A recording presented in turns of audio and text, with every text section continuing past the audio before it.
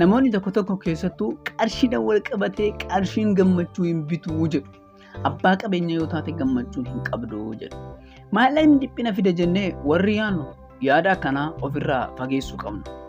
Sababni isaa yooma agarre. Qarshiin gammachuu akka hin fidne dhiphina akka fidu yooma agarre. Yaallee too osoo laallee hin wayyu. Yaallee erga arginee booda gammachuun yoo nurraa fagaate. Dhiphinni yoo nutti baay'ate. Ijaaruu malee diiguun silaa salphaadhaa ni arjoomta. Hunda isaa kennitee gara iddoo keessa duraatti deebi'uu ni dandeecha. Viidiyoo kanaan ilaalcha 6 abbootiin qabeenya gaariin qarshii fi bu'aa qarshiitiin wal qabatee qaban waliin ni ilaalla. Maatii koo akkam jirtan? Viidiyoo kana irraa waan argattuuti hanga xumuraatti nu waliin turaan affeerraa kooti. Dabalata warreen chaanaalii koof haaraa taatan subscribe gochuun maatii ta'a. Subscribe ennaa gootan mallattoo bilbilaa cinaa jirtu tuquu hin dagatina. Sababni isaa viidiyoo haaraa ennaa gadhiisnu dursee akkasin bira ga'uuf. Akkasumas viidiyoo koo like gochuu hin dagatina. Amma gara dhimma keenyatti yaada barru. Ilaalchi inni duraa abbootiin qabeenyaa qarshii fi bu'aa qarshiitiin wal qabatee qaban qarshii fi gammachuun wal hin argan. Namoonni tokko maal jedhanii qarshiin gammachuu sirraa fudhata. Qarshiin akkanaa akkasii jedhu. Tokko immoo dhara qarshiin yoo hin jiraanne gammachuun eessa jira jetteetii jedha. Gammachuu kan argattu qarshii yoo qabaattee jedha. Gammachuu fi qarshiin wal hin argan. Qarshiin kan siif kennu kan duraan qabdu sana dachaa godheeti yookaan baay'iseeti. Maal jechuudha seetan? Qarshii osoo hin qabaatiin dura gammadaa yoo taate qarshii gaafa argatte sirriitti gammadaa taata. Qarshii qabaachuu kee dura nama gaddu, nama dhiphatu yoo taate qarshii gaafa argattes dhiphataa, cinqamaa taata. Miira kee hin jijjiiru, si hin jijjiiru, garuu kan qabdu siif baay'isa. Kanaafuu dursa kan yaaduu qabdu akkamitti nama gammadaa ta'uu qaba jetteeti. Gammadaa taatee qabeenya argachuuf hojjechuun of jijjiiruun baay'ee salphaa siif ta'a. Garuu qarshii irraa gammachuu hin eegin. Wanti namatti tolu maali seetan? Qarshii keessaniin waan nama gammachiisu bituu ni dandeechan. Kan jaalattuuf ni taata. Innuu gammachuu siif kennuu ni danda'a. Argitee gammachuuf haala mijeessa malee inni gammachuu hin bitu. Siree ni bitta. Hirriba garuu hin bittu ta'a. Garuu siree bareedaa rafuu eenyutu jibbaa? Kan jaalatuuf ga'uu eenyutu jibbaa? Kanaafuu qarshiin nama barbaachisa jedhe. Ilaalchi kun baay'ee si barbaachisa. Lammaffaa ilaalchi isaan qaban qarshiin bilisummaa akka isaaniif kennu ni beeku. Maal jechuudha? Qarshii yoo qabaatte bilisummaa yeroo ni argatta. Waan jaalattu waan si gammachiisu gochuuf bilisa taata. Boru ka'ee osoon Yerusaalem daawwadha jettee Dubaayitti nan bashannana osoo jettee namuu si dhowwuu hin danda'u. Kana dhiisii har'a dadhabeera rafaan oola osoo jettee mindaan koo narraa muramaa akkanan ta'a akkasan ta'a jettee hin dhiphattu. Maaliif already xaartetoo biizinasii kee ijaarteet jirta. Ati duri hojii manaa kee hojjettee kan xumurte. Qarshii kee teechisteerta. Kanaafuu bilisummaa siif kenna. Kan sitti tole barachuuf, kan sitti tole hojjechuuf carraa baay'ee bal'aa qabda. Bakka gammadaa ta'uuf daandii bareedaa qabda. Seera namootaatiin miti kan jiraattu, seera keetiin.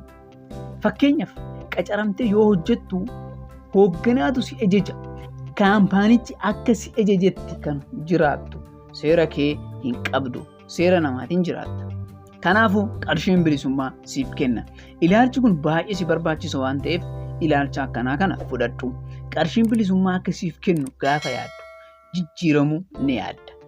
Dafee sassaabuun qaba jetta. Dafee hojii manee koo xumuree bilisa ta'ee waan na gammachiisu godhuun qabaa jetta.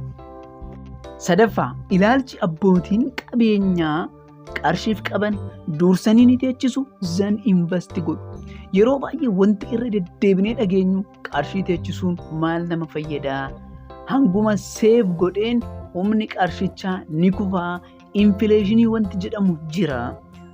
Amma bara kana birrii dhibbaan wantan bituu danda'u waggaa har'aa birrii dhibbi waan har'aa birrii 50 bituu hin dandeechuu. dur waan meeqa kanan ittiin bituu sun har'a garuu oomaanaa bituu hin dandeechuu. Kanaafuu maaliifan baankii teechisaa? Xawaatuman teechisuun hir'achaa deema siin jedha. Sirriidha, dhugaa isaati. Garuu yoo hin teechisne akkamitti investi gootu? Akkamitti investi gochuu dandeessu? Furmaanni sirriin qarshii kee akka dabalu waan biraa akkasiif bitu mana ta'uu danda'a. Yookaan immoo asseetii biroo aksiyoonii ittiin bituu yookaan immoo biizinasii kee ittiin banuu ni dandeecha. Kana gochuu kan dandeechuu garuu kaapitaalicha teechistee yoo ta'e yookaan qarshii seef goote wayii yoo jiraatedha. Kanaafuu seef gochuun baay'ee murteessaadha jechuudha. Namni garuu mootummaan maallaqa maxxansaati jira, infileeshiniin dabalaati jira, ani maaliifan seef godhaa jedha. Qarshii teechisuu dhabuu isaaniitiif sababni guddaan, sababni gufuun itti ta'uu yoo jiraate namoota baay'eetti infileeshiniidha. Ati garuu akkasiin godhin. Dursi waa'ee qarshii teechisuu yaadi. Teechistee maal irratti invest akka gootu yaaduuf yeroo ni argatta. Dura garuu teechisuu qabda. Hin dogongoriin.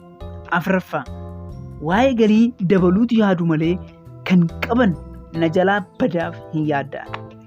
Yeroo baay'ee kan qabu eegsisuu kan sodaatu baay'eedha. Yoo sodaatte waan haaraa hin yaaltu. Akkamitti baasii hir'isuu jetta malee akkamitti galii dabalu hin jettu. Sodaan badaadha. Kanaafuu bilisa taate akkamitti galii koo dabalu, mindaa koo dabalu jechuu qabda. Kilabiin moo'uudhaaf taphatu, goolii galchuuf taphatuu fi kilabiin ittisuuf taphatu, goolni akka irratti hin galle taphatu walqixa hin taphatan. Moo'uudhaaf kan xaaru sun goolii baay'ee galchuu danda'a. Inni xaaree raka. Argitee atis galii dabaluu yaadi. Kanan qabu tana akkamitti tursiisuu jettee hin dhiphatin. Kanaafuu abbootiin qabeenyaa ilaalchi isaan qarshiif qaban keessaa inni tokko galii isaanii akkamitti dabala jedhan malee kan qabnu akkamitti tursiisnaa jedhanii hin yaadan. Shanaffaa carraa qabeessummaa yookaan dandeettiin addaa ni barbaachisa jedhanii hin amanan.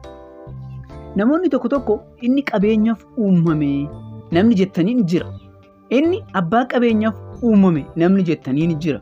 Dhugaadha, namoonni akkanaa jiran uumamaan paaradaayimii qarshii kan qaban, dammaqina qarshii qabu kan qaban, maatii irraa ta'uu danda'a, oolmaa isaanii irraa yookaan karaa wayiitiin ofii isaanii kan ijaaran ni jiran.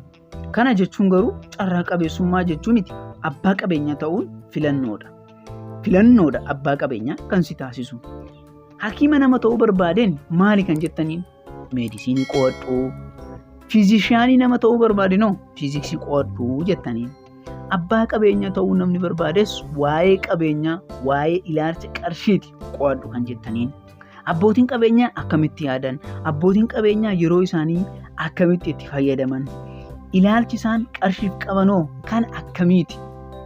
Qarshii ni teechisu moo investi godhu?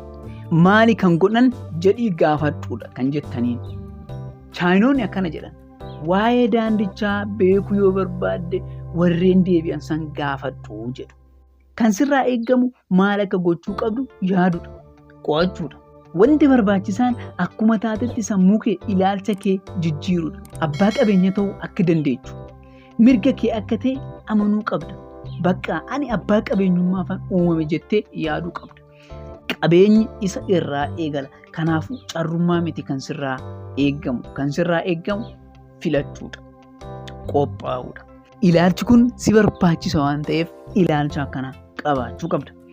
Ja'affaa fi inni xumuraa yoo hin baranne siif hin darbu jedhanii hin yaadan. Kan barateefis kan hin baranneefis darbuuf ni danda'a. Akkasumas kan barateefis kan hin baranneefis darbuu dhiisuu ni danda'a. Garuu dhugaadha. Barachuu qabda.